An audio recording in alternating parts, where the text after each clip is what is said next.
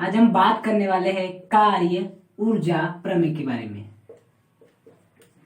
देखिए, जो आपका कार्य ऊर्जा प्रमेय होता है उसे हमने लेसन नंबर 6 में भी पढ़े थे, कार्य ऊर्जा और शक्ति नामक चैप्टर में। आज के इस वीडियो में हम क्या पढ़ने वाले हैं, कार्य ऊर्जा प्रमेय घूर्णी गति में। हाँ देखो, जो आपका कार्य ऊर्जा प्रमेय होता है रैखिक गति में, जो आपका रैखिक गति में कार्य ऊर्जा प्रमेय होता है, रैखिक गति में जो आपका कार्य ऊर्जा प्रमेय रहता है वो क्या होता है कि जो आपका कार्य रहता है, जो आपका कार्य रहता है वो किसमें किसके बराबर होता है, आपकी गतिज ऊर्जा में परिवर्तन के बराबर होता है। गतिज ऊर्जा में परिवर्तन के क्या होता है, बराबर होता है। यही क्या है आपका कार्य ऊर्जा प्रमेय है रैखिक गति में, कि कार्य बराबर गतिज ऊर्जा में परिवर्तन। इसे हम किस प्रकार से लिख सकते हैं, W बराबर, देखो गतिज ऊर्जा में परिवर्तन मतलब क्या होता है, आपकी अंतिम गतिज ऊर्जा, अंतिम गतिज ऊर्जा माइनस प्रारंभिक गतिज ऊर्जा। क्या होता है आपका अंतिम गतिज ऊर्जा माइनस प्रारंभिक ऊर्जा। ये मतलब होता है आपका गतिज ऊर्जा में परिवर्तन का अंतिम गति ऊर्जा माइनस प्रारंभिक गति ऊर्जा। अब देखो, जो आपका गति ऊर्जा का सामान्य फॉर्मूला होता है वो कितना होता है, 1/2 mv², यही होता है। हाँ, तो उसी प्रकार से यदि मैं देखूं तो अंतिम गति ऊर्जा क्या हो जाएगी आपकी 1/2 mv² माइनस प्रारंभिक गति ऊर्जा क्या हो जाएगी, जिसमें कि आपका जो v है वो क्या होगा, आपका u हो जाएगा 1/2 mu², क्योंकि u का मतलब होता है प्रारंभिक वेग। प्रारंभिक गतिज ऊर्जा लिखनी है तो 1/2 mu², अंतिम गति ऊर्जा लिखनी है तो अंतिम वेग 1/2 mv²। ये होता है आपका कार्य ऊर्जा प्रमेय और इसे हमने प्रूव भी किया था। अब उसी प्रकार से आपके जो घूर्णी गति होता है, घूर्णी गति में जो कार्य होता है वो किसके बराबर हो जाएगा आपका, घूर्णी गति में जो आपका कार्य होता है वो किसके बराबर होता है आपका, वो होता है अंतिम गति ऊर्जा माइनस प्रारंभिक गति ऊर्जा। बताइए, जो आपका गति ऊर्जा का फॉर्मूला रहता है घूर्णी गति में वो कितना रहता है, 1/2 I इंटू ω²। ये रहता है आपका 1/2 I इंटू ω², ये रहता है आपका गति ऊर्जा का फॉर्मूला घूर्णी गति में। तो यदि मैं अंतिम गति ऊर्जा की बात करूंगा तो क्या बन जाएगा, 1/2 I क्या आ जाएगा यहाँ पर, I जैसा का वैसा और ω² जैसा का वैसा, माइनस 1/2 m के स्थान पे I और u के स्थान पे हम क्या लेते हैं, ω02। तो ये हो जाएगा आपका कार्य ऊर्जा प्रमेय किसमें, आपकी ये हो जाएगा घूर्णी गति में, कि जो आपका कार्य रहता है वो गति ऊर्जा में परिवर्तन के बराबर होता है।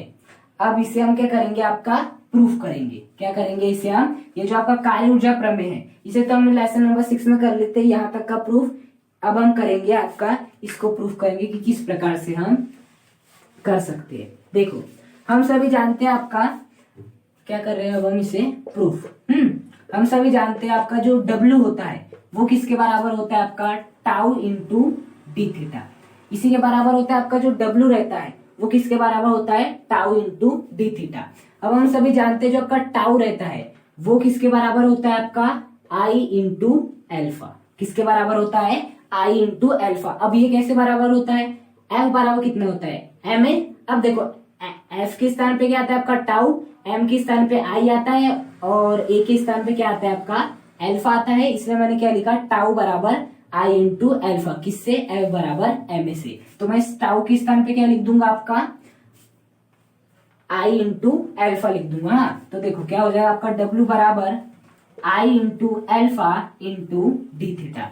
क्या लिख दूंगा मैं, I into alpha into D theta यहां से। अब देखो, जो आपका एल्फा होता है वो कितना होता है, आपका जो एल्फा की वैल्यू होती है वो होती है आपकी dω/dt। कितनी होती है आपकी, dω/dt होती है। जो एल्फा की वैल्यू होती है वो कितनी होती है, dω/dt। तो मैं इस एल्फा के स्थान पे क्या लिख दूंगा, dω/dt। तो W बराबर कितना हो जाएगा आपका, जो आपका W बराबर हो जाएगा वो हो जाएगा आपका I, इस एल्फा के स्थान पे क्या लिखना है मुझे, dω/dt। तो हो जाएगा dω/dt इंटू ये डी थीटा जैसा का वैसा, डी थीटा जैसा का वैसा। इस अल्फा के स्थान पे बस मैंने dω/dt लिख दिया। ओके, अब देखो मैं इसे इस प्रकार भी लिख सकता हूँ, W बराबर I dω into D theta by d T. इस प्रकार से लिख सकता हूं मैं, I इंटू डी ओमेगा, फिर आ जाएगा d theta by d t. क्या आ जाएगा आपका? D theta by d t आ जाएगा, डी ओमेगा जैसा का वैसा, आई जैसा का वैसा।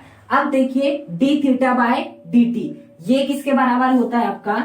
ये बराबर होता है आपका ओमेगा की, डी ओमेगा इंटू ओमेगा। हमेशा याद रखना D theta by d T किसके बराबर होता है आपका? ओमेगा के बराबर होता है।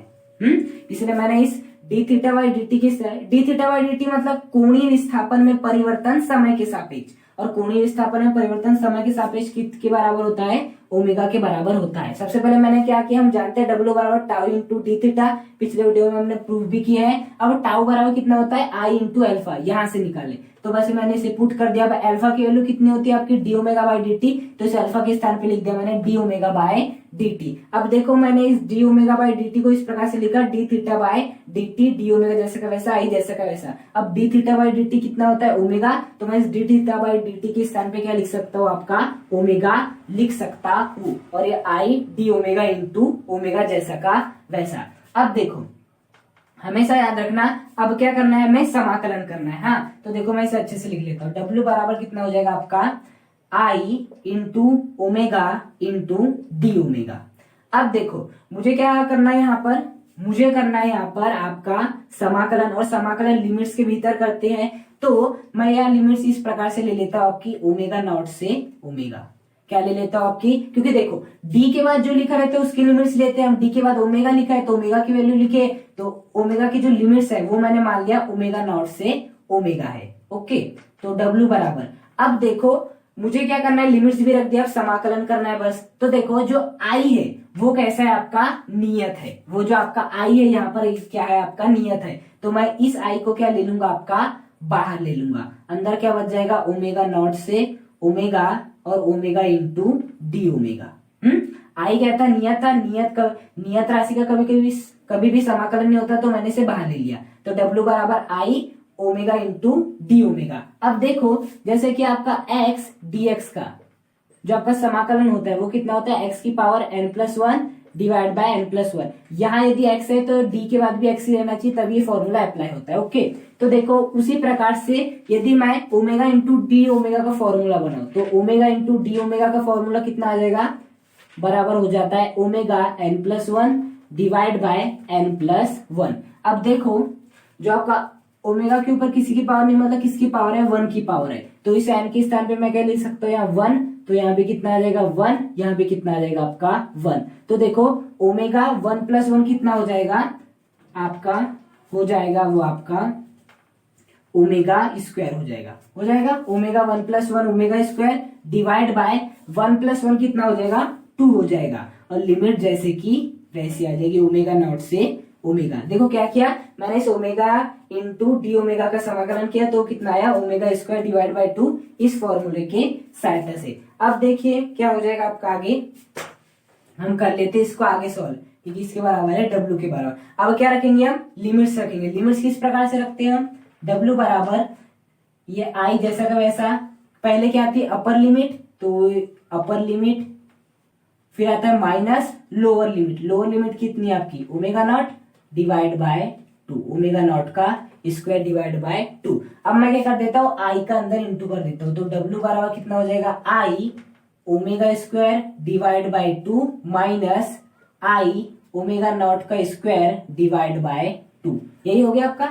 आई का मैंने अंदर इंटू कर दिया, I omega square divide by two minus I omega not square divide by two. अब देखो इसे मैं इस प्रकार से लिख सकता हूँ आपका one by two I omega square minus one by two I omega not का स्क्वायर, इस प्रकार से लिख सकता हूं।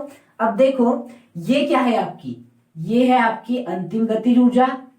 जो आपका गतिज ऊर्जा का फॉर्मूला होता है वो कितना होता है? आई इंटू ओमेगा स्क्वायर। और ये क्या है आपकी? अंतिम गतिज ऊर्जा। ये आपकी क्या है? घूर्णी गति में अंतिम गतिज ऊर्जा माइनस ये क्या है आपकी? प्रारंभिक गतिज ऊर्जा। अब मैंने इसे प्रारंभिक क्यों बोला? कि देखो आपका जो वेग है वो कैसा है? प्रारंभिक है, तो ये क्या हो गई? प्रारंभिक गतिज ऊर्जा। कौन सी गतिज ऊर्जा हो गई आपकी? प्रारंभिक गतिज ऊर्जा। और अंतिम गतिज ऊर्जा माइनस प्रारंभिक गतिज ऊर्जा किसके बराबर होती है? आपकी गतिज ऊर्जा में परिवर्तन के बराबर होती है। और यही क्या आपका कार्य ऊर्जा प्रमेय है। तो इस प्रकार में सिद्ध किया कि W बराबर गतिज ऊर्जा में परिवर्तन। हमेशा याद रखना कार्य ऊर्जा प्रमेय हर परिस्थिति में लागू होता है। 100% दुनिया की जितनी भी परिस्थिति है हर जगह आपका कार्य ऊर्जा प्रमेय लागू होगा, चाहे ऊर्जा संरक्षण का नियम लागू हो या ना हो। इसके लिए हमने क्या किया, W बराबर इतना होता है, टाउ की वैल्यू रखी, फिर मैंने अल्फा की वैल्यू रखा, फिर मैंने डी थीटा बाई dt को ओमेगा का रखा, फिर मैंने आई को बाहर ले लिया, फिर मैंने लिमिट्स लगाया, ओमेगा का समाकलन किया, उसके बाद गुणा किया और आपका आसानी से प्रूफ हो गया।